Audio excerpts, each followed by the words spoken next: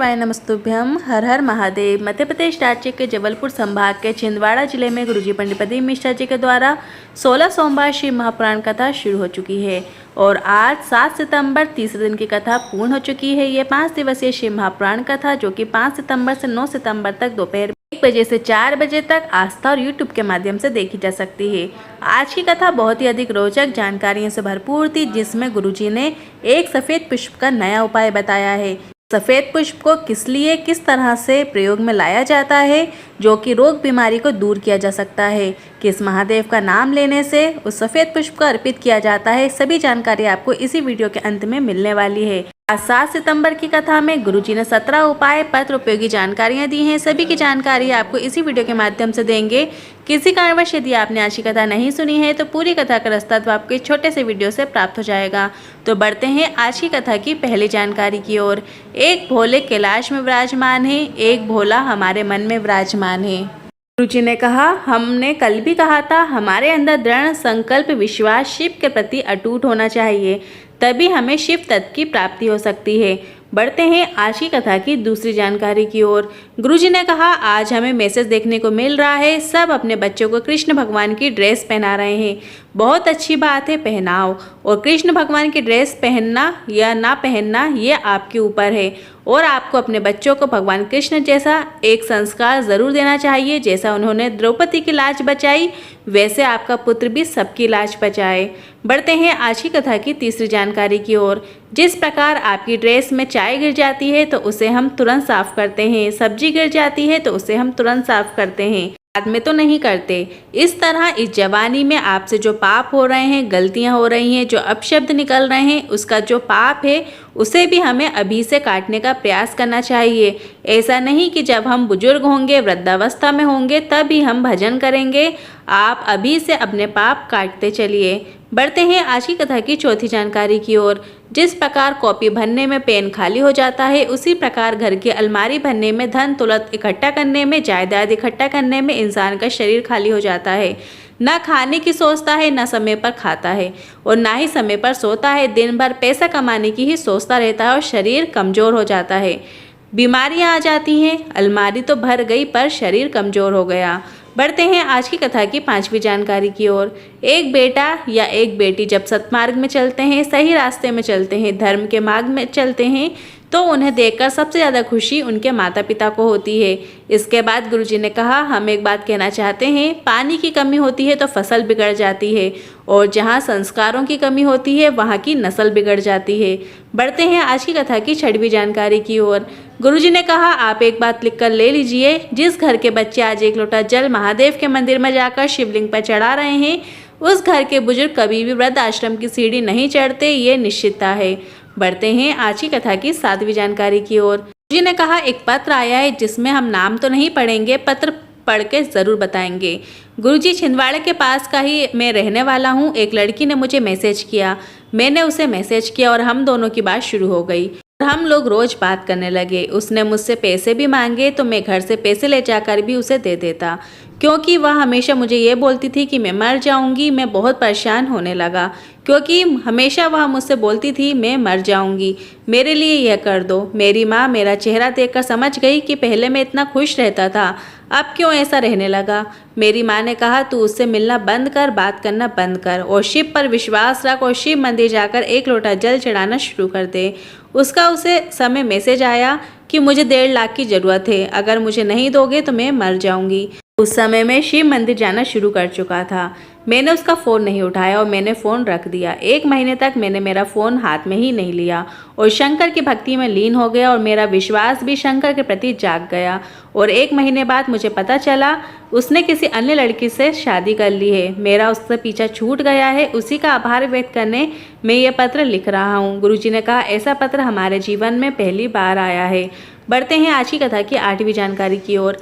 गुरुजी ने कहा, कई लोग हमारे नाम से भी फ्रॉड करते हैं। हमारे साथ की फ़ोटो दिखाकर कहते हैं कि हमारे गुरुजी से पहचान है, हम गुरुजी से मिलवा देंगे, गुरुजी से रुद्राक्ष दिलवा देंगे, आप इतने पैसे हमें दे दो। तो गुरुजी ने कहा, ऐसा बिल्कुल नहीं है, हम कभी भी किसी को रुद्राक्ष नहीं देते हैं। सभी को रुद्राक्ष फ्री में सीहोर कुबरेश्वर धाम आकर मिलता है। इसके लिए आपको किसी और से संपर्क करने की जरूरत नहीं है। आप सीहोर कुबरेश्वर धाम जाकर आप अपना रुद्राक्ष खुद प्राप्त कर सकते हैं। बस वहां पर आपको लाइन में लगना होता है। बढ़ते हैं आज की कथा की 9वीं जानकारी की ओर। 16 सोमवार व्रत का व्याख्यान करते हुए गुरुजी ने बताया है, 16 दिन माता पार्वती को श्रृंगार करने में लगे थे, 16 दिन भगवान शंकर को श्रृंगार करने में लगे थे और 16 चंद्रदेव की कलाएं प्रदान करते हैं। इसलिए हमारे सनातन धर्म में 16 दिन माता पार्वती ने जो श्रृंगार किया है वह 16 श्रृंगार कहलाए। 16 दिन भगवान शंकर ने जो श्रृंगार किया है वह 16 संस्कार कहलाए और चंद्रदेव की कलाएं 16 कलाएं कहलाईं। आज की कथा की 10वीं जानकारी की ओर। जिस नारी का गर्भ नहीं ठहरता है तो तुमरुका जी का नाम स्मरण करते हुए पति पत्नी दोनों को सफ़ेद आंकड़े की जड़ को लाना चाहिए और सफ़ेद आंकड़े की जड़ को शंकर भगवान के मंदिर में जाकर रजस्वला धर्म के 7वें दिन उसे सफ़ेद आंकड़े की जड़ को शिवलिंग के ऊपर से 21 बार घुमाकर लाल धागे का प्रयोग करते हुए तुमरुका जी का नाम लेते हुए स्मरण करते हुए कमर में वहीं पे बांधना लेना होता है। मंदिर में ही आपको सफ़ेद आंकड़े की जड़ को कमर में बांधना होता है। बाबा की ऐसी कृपा होती है कि संतान प्राप्ति के योग जरूर बनते हैं। बस पति पत्नी दोनों को ये उपाय साथ में करना होता है, अकेले नहीं। बढ़ते हैं आज की कथा की 11वीं जानकारी की ओर। प्रिया विनोद मालवीय जी पत्र लेकर आए। सफ़ेद आंकड़े की जड़ और तुमरुका जी का नाम का मैं क्या वर्णन करूं। कई साल हो गए थे तो शादी के संतान का सुख नहीं था। कई डॉक्टरों को दिखाया पर कोई लाभ ही नहीं हो रहा था। पर सफ़ेद आंकड़े की जड़ और तुमरुका जी का स्मरण करके मैंने उपाय किया और बाबा की कृपा से मेरे घर में पुत्र रत्न की प्राप्ति हुई है। उसी का आभार व्यक्त करने कथा पंडाल में आए हैं। बढ़ते हैं आज की कथा की 12वीं जानकारी की ओर। गुरु जी ने तुमरुका जी का महत्व बताते हुए एक और आज का नया उपाय बताया है।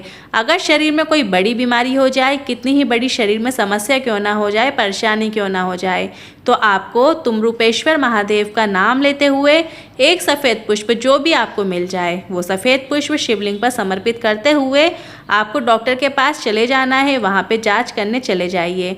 दवाइयाँ लगना शुरू हो जाएंगी। कितनी ही बड़ी बीमारी क्यों ना हो, ये ठीक ज़रूर हो जाएगी।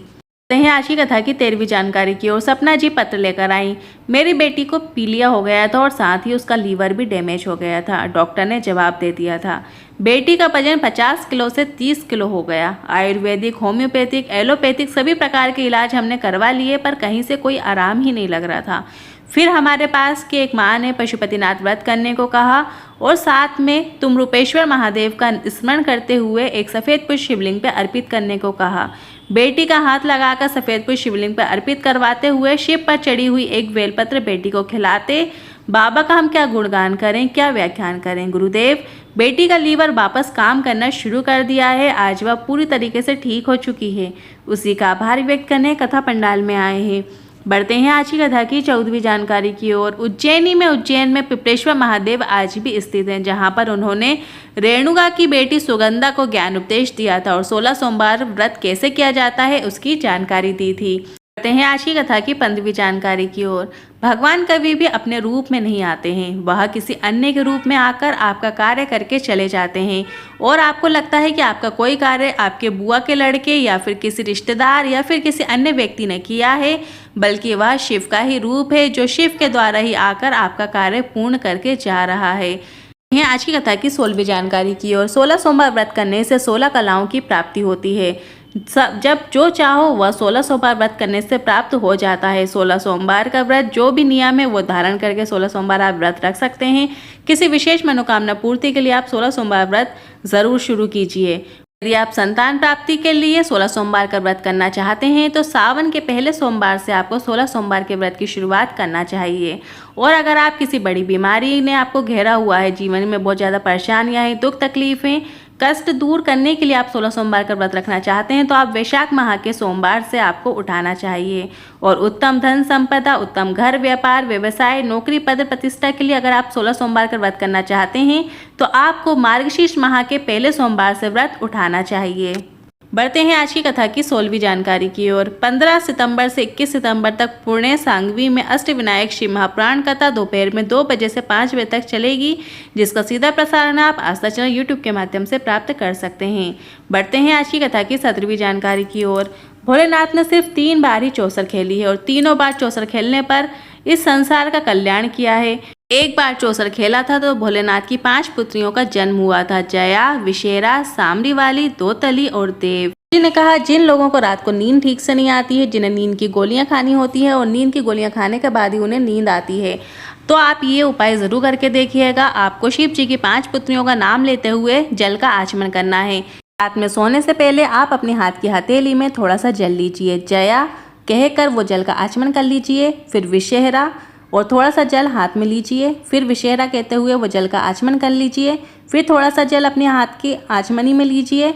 फिर आपको सामरी वारी फिर आचमन कर लेना। ऐसा करके 5 पुत्रियों का नाम लेना है, जया, विषहरा, सामरी वारी, दोतली, देव। ऐसा करके 5 बार उस जल का आचमन कर लीजिए, आपको नींद अच्छे से आएगी। तो महादेव जी ने एक बार जब चौसर खेला था तो उनकी 5 पुत्रियों का जन्म हुआ था, जया, विषहरा, सामरी वाली, दोतली और देव। और अन्य 2 बार जब महादेव जी ने चौसर खेली थी तो उसका वर्णन गुरुजी आपको कल की कथा में बताएंगे, जिसकी जानकारी आपको कल के वीडियो में प्राप्त होगी।